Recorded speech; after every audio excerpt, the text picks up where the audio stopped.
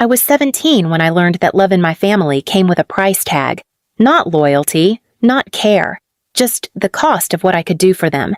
It was a humid August morning when my mother barged into my room, waving a lease agreement in one hand and a calculator in the other. "Your sister found her dream apartment," she said, her voice syrupy sweet. "She just needs a cosigner. That'll be you." I blinked. "I'm 17. My dad chuckled from the hallway. "Exactly. You have no debt, clean credit. That's what banks love." They'd always talked over me like that, like I was a tool, not a daughter. I hesitated. What if she doesn't pay? Mom's smile snapped into a scowl.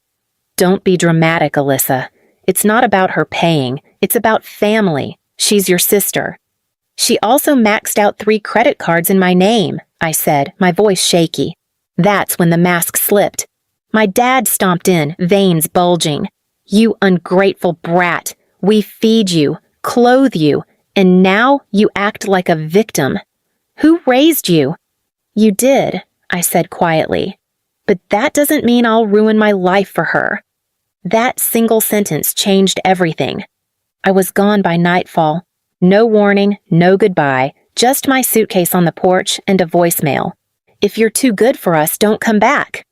I slept in my friend Brianna's garage for 2 weeks. No heat, no bathroom, just a space heater and a cracked air mattress. But for the first time in my life, I wasn't walking on eggshells.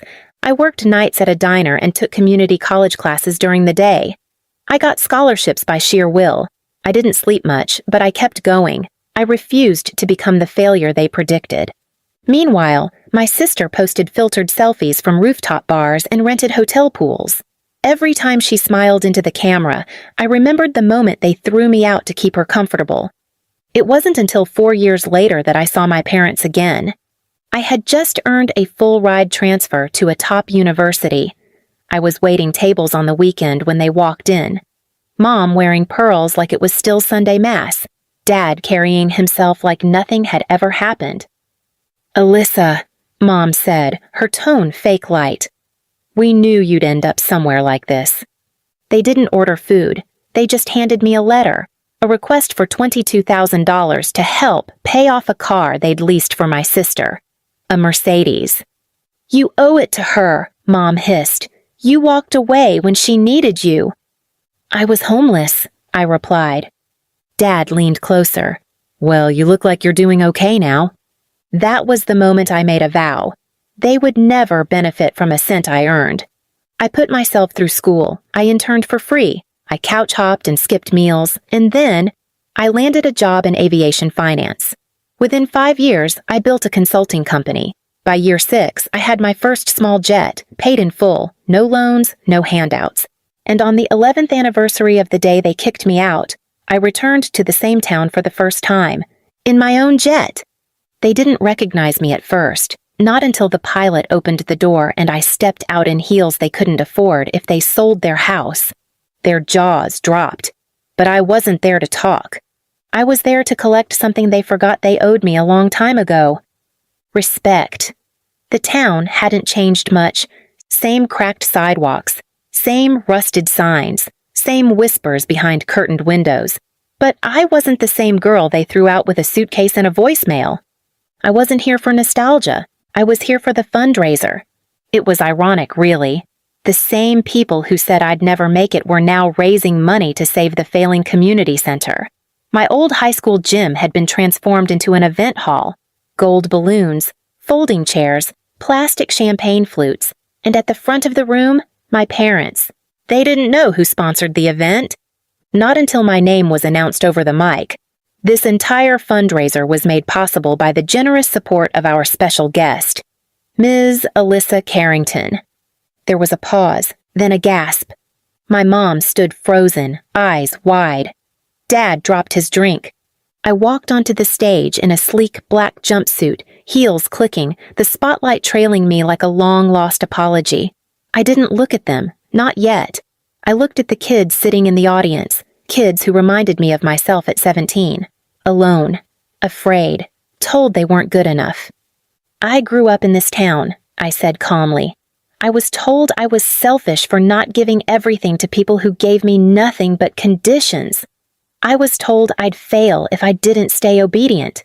I'm here to say—" I turned, slowly locking eyes with my parents in the front row. "They were wrong." There was silence, then thunderous applause. The only two people not clapping were my mom and dad. Afterward, I stepped off the stage and made my way through the crowd.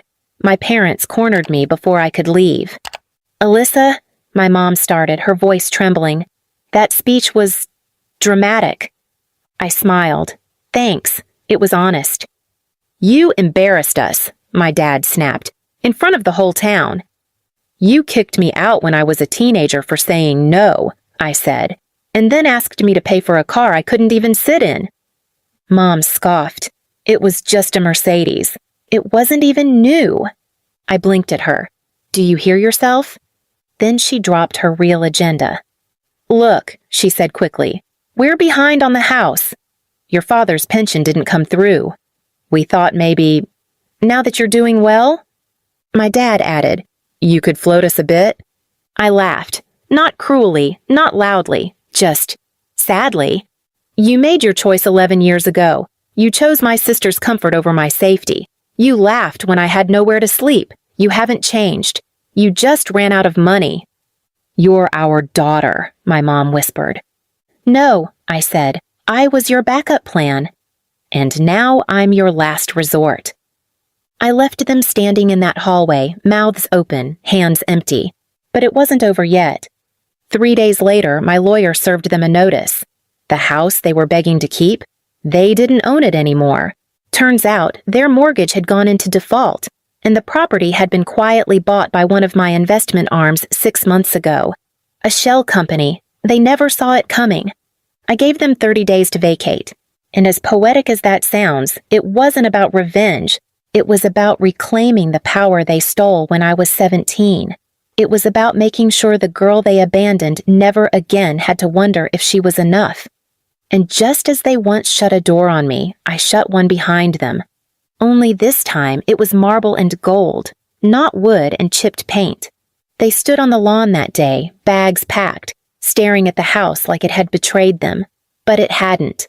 I had just taken back what was always mine. The day I landed in a private jet back in my hometown, it wasn't supposed to be dramatic. But life has a way of handing you full circle moments. Moments that echo with every "you'll never make it," every slammed door, every tear you swallowed in silence.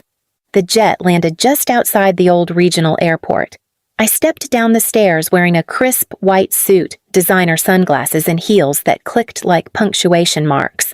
Waiting near the gate were reporters, old classmates, and even the mayor. I had funded half the airport renovation under an alias. Today was the unveiling. But I knew they'd come. And they did. My mother and father stood just outside the terminal, dressed like they hadn't slept. Mom in a sagging cardigan, Dad with a borrowed cane and empty eyes. They hadn't taken eviction well. Apparently they'd tried staying with my aunt, but that lasted 3 days.